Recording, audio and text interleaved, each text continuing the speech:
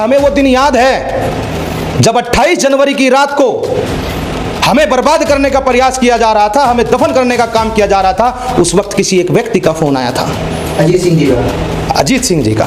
जब उस वक्त फोन आकर लगा, घबराना मत, मैं आ रहा हूं, चिंता मत करो। उस आदमी का एहसान कैसे भूल जाएंगे हम लोग, क्योंकि आज वो व्यक्ति इस दुनिया में नहीं है, लेकिन मैं उसकी तारीफ करता हूं क्योंकि उस रात को मैंने देखा है और उसका कर्ज हम अपनी जान देकर के भी चुकाएंगे। अगर आज उनका लड़का अकेला खड़ा हुआ है किसी क्षेत्र के अंदर, उसको अकेला नहीं पड़ने देंगे। जहां जाट वहां ठाठ, कहावत तो पहले से ही है। और 16 दूनी 8 हमें कही है, और जिसकी चाहेंगे उसकी ठोक देंगे खाट, हम खुमटा ठोक देंगे पकड़ के। अब की बात यह है कि अगर आज भाजपा ये चाहती है कि वो जाटों के ऊपर कोई भी चुनावी एजेंडा खेल ले, ये मुमकिन नहीं है और ना ही आज के समय जाट बहकावे में आएगा। अगर हम बात करें कुछ समय पहले की, आप कह रहे हो जाट बहकाने में नहीं आएगा, लेकिन 650 साल पुराना रिश्ता है आपका, अमित शाह जी ने बोला है। हम ये कह रहे हैं उनमें ना भाजपा वालों का दक्ष की फोटो लगा देते ना। 650 साल पहले भाजपा थी क्या, ये तो बता दीजिए। रिश्ता भाजपा का रिश्ता कैसा रिश्ता हमारे साथ? भाजपा तो पहले से हमारे बड़ों ने कही है कि बणियों की पार्टी है भाई, लालाओं की पार्टी है। किसानों के हित में क्या किया आज तक, जाटों के हित में क्या किया? मैं बता देना चाहता हूं आपको कि मोदी जी ने 2015 में एक बात कही थी कि मैंने जाटों का नमक खाया है, मैं आपको आरक्षण दूंगा। आज तक आरक्षण नहीं दिया। उसके बाद अमित शाह ने कहा मैं अपनी मूंछ का बल फाड़ के देता हूं युद्धवीर सिंह को, तब जाकर के उन्होंने आरक्षण नहीं दिया। उन पर बार बार विश्वास नहीं किया जा सकता। और ये जाट कौम आज के समय किसी भी व्यक्ति के ऊपर या भाजपा के किसी भी व्यक्ति के ऊपर विश्वास नहीं करेगी। इनके कुछ लोग ऐसे हैं, जैसे बुढ़ाना से उमेश मलिक जाट है, चुनाव लड़ रहा है, लेकिन उसी का लड़का बाहर विदेश में बैठ करके ये कहता है कि भारत रहने लायक जगह नहीं है। कैसे कैसे लोगों को भर लिया है इन लोगों ने, भाजपा वालों ने। और ये भाजपा आज ये कहती है 265 लोगों के साथ मीटिंग करके बोलते कि पूरे जाटों का टेंडर ले लिया। मैं बता देना चाहता हूं इस सरकार को कि एक भी जाट इस बार बहकावे में नहीं आएगा। सिर्फ 262 वोट तो तुम्हें मिल सकती है, बाकी आज जाट जहां कायम है वहां पे कायम है। क्योंकि इन लोगों ने जाट नस्ल को बर्बाद करने का काम किया, इन लोगों ने किसान कौम को बर्बाद करने का काम किया, इन लोगों ने फसल और नस्ल दोनों को समाप्त करने का काम किया। अगर आज ये आकर के बोलते हो कि जयंत चौधरी गलत खेमे में चला गया, जयंत चौधरी आज भी सही है। अगर इन लोगों को किसी व्यक्ति को बुलाना है तो जो हमारी 700 किसानों की शहादत चली गई, उन 700 किसान के परिवार को बुलाओ, भाजपा में बुलाओ, ना ला करके करो उनका स्वागत। बोलो जा करके कि भाई हमसे गलती हुई है, हमारी वजह से वे आदमी मरे हैं, उनकी जिम्मेदारी कौन लेगा, उनका दायित्व कौन व्यक्ति लेगा? ये लोग जिम्मेदारियों से भागने वाले व्यक्ति हैं और इन लोगों पर विश्वास नहीं किया जा सकता। क्योंकि इन्होंने आज क्या कर रहे हैं, आज पश्चिमी उत्तर प्रदेश के अंदर अगर जाटों का वर्चस्व है तो जाट वर्सेस मुस्लिम कराना चाहते हैं, जैसे 2013 में कराया था। इस बार ऐसा नहीं होगा। जाट एक जगह संयुक्त है और जाट मजबूती के साथ लड़ने के लिए तैयार खड़ा हुआ है और जाट इस बार इस भाजपा को पूरा सबक सिखाएगा और उसको नीचे उतार करके फेंक देगा। नहीं, वो कहते हैं कि आपने भी मुगलों से लड़ी और हम भी लड़ रहे हैं। हमने 7 बार पहले फतेह की दिल्ली को, 8वीं बार मोदी जी को जीत करके दोबारा फतेह की ना। और ये खाली जाटों की जीत नहीं है, पूरी किसान कौम की जीत है। हर व्यक्ति खड़ा होकर के यहाँ पे आ। इन्होंने तो अभी कुछ दिन पहले कहा था ना कि ये आंदोलन जाटों का आंदोलन है, और आज जाटों के बीच में चले गए। किस लिए? क्योंकि जाट इस्तेमाल करने की चीज है क्या? जाट का दुरुपयोग नहीं किया जा सकता। जाट इतना समझदार हो चुका है, उसको पता है कि उसको वोट कहां करना है। और पूरे पश्चिमी उत्तर प्रदेश के अंदर एक अलग से संदेश जाएगा, क्योंकि पूरे देश के अंदर उत्तर प्रदेश एक ऐसा राज्य है जो यह निर्धारित करता है कि देश का राजनीतिक नेतृत्व कैसा होना चाहिए। यह उत्तर प्रदेश की भूमि से और पश्चिमी उत्तर प्रदेश की भूमि से तय होता है। तो आज जाकर के इन्होंने क्या काम किया कि पश्चिमी उत्तर प्रदेश को बहका लेंगे। पश्चिमी उत्तर प्रदेश बहकने वाला नहीं है। पश्चिमी उत्तर प्रदेश का एक एक जाट, एक एक युवा, एक एक व्यक्ति भाजपा के व्यक्ति को घर में नहीं घुसने दे रहा, गांव में नहीं आने दे रहा। और आज जाकर के बात करते, दिल्ली में बैठ करके मीटिंग करते हैं। अरे मीटिंग करनी जाटों से, जाटों के गांव में जाकर मीटिंग करो, पता चल जाएगा। कैराना के अंदर गए अमित शाह जी, माहौल खराब करने गए ना कि वहां पे हिंदू मुस्लिम वाला मुद्दा हो जाए। और भाई ये देश का कैसा गृह मंत्री है भाई, समझ में नहीं आ रहा। देश का गृह मंत्री बिना मास्क के घूम रहा है, कोरोना का प्रोटोकॉल तोड़ रहा है। कल हमने 26 जनवरी पे देखा, 26 जनवरी बिना मास्क के बैठे हुए हैं। ये कैसे व्यक्ति, अगर हम लोग बाहर निकल के जाए, हम पे 2000 रुपए का चालान है और देश का जो होम मिनिस्टर है वो ऐसे घूम रहा है, तो कैसे जनता को कब तक मूर्ख बनाओगे आप लोग? ये जनता मूर्ख बनने वाली नहीं है। करारा जवाब दिया जाएगा, बहुत डंके की चोट पे दिया जाएगा। नहीं, क्या लग रहा है आपको, जाट बीजेपी का फिर से ठाट करेंगे क्या? नहीं, कोई नहीं करेगा। बीजेपी को तो बिल्कुल खत्म कर देगा, समाप्त कर देगा। क्योंकि बीजेपी जब आई थी, जाटों के साथ खिलवाड़ करके 2013 में दंगे कराए थे। जाट वर्सेस मुसलमान कराई थी इन लोगों ने, नाम दिया गया हिंदू मुस्लिम का, फिर बताया जाट वर्सेस मुसलमान है। उस समय भी जाटों का दुरुपयोग किया गया। इस बार जाट बिल्कुल सही जगह पर है और हर जाट उस चीज को नहीं भूला। कोई भी किसान व्यक्ति है, जाट हर व्यक्ति किसान है और हर आदमी ये जानता है कि हमने 13 महीने बैठ करके आंदोलन किया है।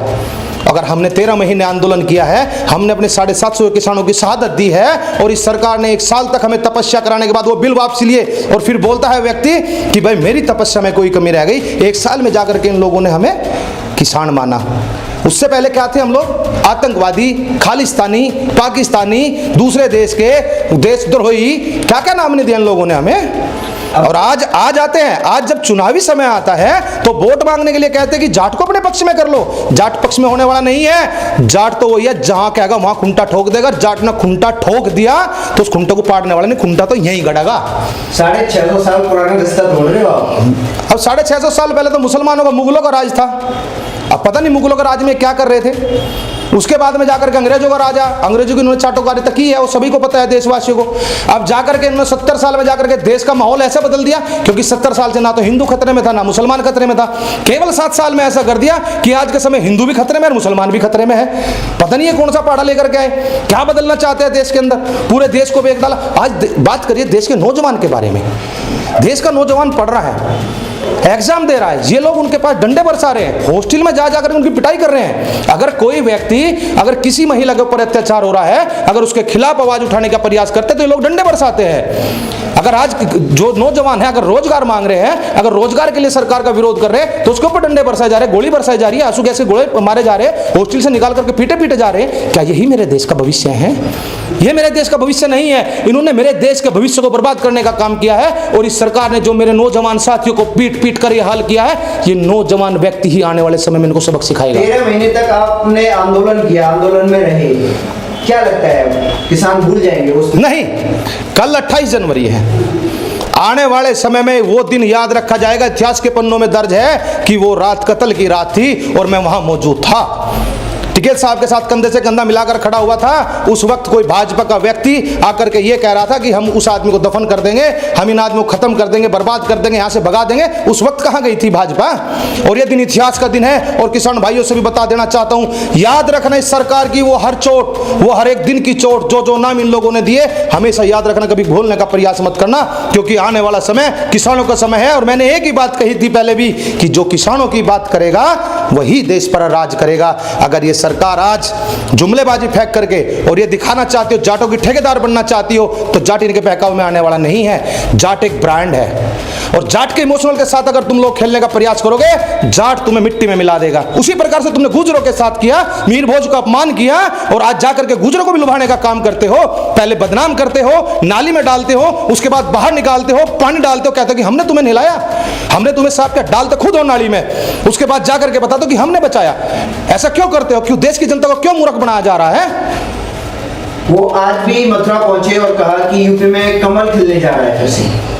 मथुरा गए, बात यही थी ना, पहले अयोध्या की बारी, अब काशी, पहले फिर काशी की बारी, अब मथुरा की बारी। आज इस समय ये देश हॉस्पिटल मांग रहा है, इस समय देश शिक्षा मांग रहा है, इस वक्त ये देश रोजगार मांग रहा है। और ये लोग क्या दे रहे हैं हमें? मंदिर मस्जिद। हमें मंदिर मस्जिद की आवश्यकता नहीं है, हमें आवश्यकता है रोजगार की, हॉस्पिटल की, शिक्षा की। हमें दीजिए ये, हमें मुफ्त में राशन की आवश्यकता नहीं है। वो सभी काम गिना रहे हैं, ये काम तो वो गिना ही रहे हैं कि ये सब दिया कहाँ? केवल बोर्ड पर छाप देना प्रचार नहीं होता। लेकिन एक बात और बताता हूँ मैं इन लोगों की, बड़ी तारीफ करते हैं भाजपा वाले अपने आदमी के लिए, हर हर मोदी, घर घर मोदी। कर तो दिया उन्होंने, हर घर में भेजिए। तो राहुल गांधी के घर में भी भिजवा दिया फोटो अपना। भाई राहुल गांधी ने वैक्सीन लगवाई तो फोटो किसका आया? अलग है मोदी जी का। जो लोग नहीं लगवा रहे उनके घर राशन दे रहे हैं, उनके घर पे भी नमक की थैली पे भी मोदी मोदी मोदी मोदी।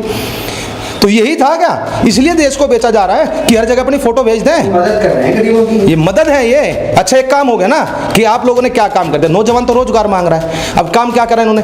एक आदमी को रोज भूख लगती है, उसको रोज एक मछली दे दो खाने को। उसको ऐसा मत करो कि वो मछली पकड़नी सीख ले। अरे उसको मछली पकड़नी सिखा दो ना, उसको रोजगार दे दो ना। अगर तुमने रोजगार दे दिया तो रोज मछली खुद पकड़ के खा लेगा, वो अपने घर का भोजन रोज तैयार कर लेगा, वो तुम्हारे ऊपर आश्रित नहीं होगा। आज मैं देख रहा हूं कि देश में ऐसी हालत हो रही है, लोग सड़कों पर हैं। और कहां है वो दिन? मेरे देशवासियों, वो दिन भी जरूर याद करना जब इन लोगों ने लॉकडाउन लगाया था। आज इनकी प्रचार के लिए बहुत गाड़ियां हैं, उस वक्त एक भी गाड़ी आपको घर तक पहुंचाने के लिए नहीं थी। उस वक्त कोई भी गाड़ी ऐसी नहीं थी इनकी कि आपकी मदद कर दे। उस वक्त बताते कि हमने राशन दिया, राशन की भी आवश्यकता थी, उसके साथ साथ आपको साधनों की भी आवश्यकता थी। किसका पैसा माफ कर दिया, किसका बिल माफ कर दिया और किस व्यक्ति को उन्होंने आर्थिक सहायता दे दी? कौन से किसान के बिल माफ कर दिए, कौन सा गन्ने का भुगतान करा दिया इन लोगों ने? इन्होंने कुछ नहीं कराया, सिर्फ जुमला फेंका है और ऐसी जुमलेबाज सरकार हमें नहीं चाहिए और कतई नहीं चाहिए। चाणक्य कौन थे? चंद्रगुप्त के गुरु थे, जिन्होंने मगध में धनानन का नाश कराया। और इसको तुम चंद्रगुप्त, तुम इनको बोलते हो चाणक्य। किस चीज के चाणक्य? जब हरियाणा में चुनाव था तब कहां गई थी चाणक्य नीति? इनकी चाणक्य नीति जब दिल्ली के अंदर चुनाव था तब कहां गई थी इनकी चाणक्य नीति? जब बंगाल के अंदर चुनाव था तो कहां गई थी चाणक्य नीति?